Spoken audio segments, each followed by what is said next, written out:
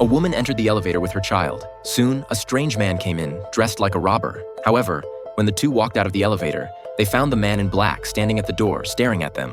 The frightened woman dared not enter the door lock password. Unexpectedly, the child directly said the password at this time. When the woman looked back, the man had quietly left. The terrified woman checked around, while the man in black was hiding at the corner of the stairwell. For the safety of her family, the woman changed the password. At this time, the community security guard called and asked her to go downstairs to pick up a package. However, when she opened it, it was empty. Then, her husband also called and told his wife not to take the child out recently because he found his brother's diary, which was full of curses against them. He suspected that his brother wanted to take revenge on them. Just after hanging up the phone, their daughter, who was alone at home, also called. She said that a food delivery man was standing outside knocking on the door and asked if she should open the door for him. The woman immediately realized that she had been tricked.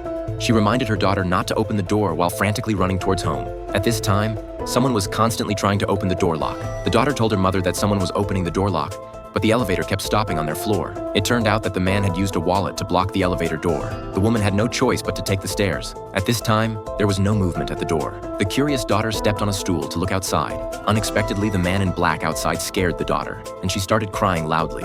Fortunately, the mother opened the door in time, but before they could react, the man in black had already appeared behind them. Luckily, the woman closed the door in time. Subsequently, the police retrieved the surveillance footage. When the husband saw the figure of the man in black, he felt that it must be his brother. It turned out that the man was adopted by his parents, and his brother was their biological son.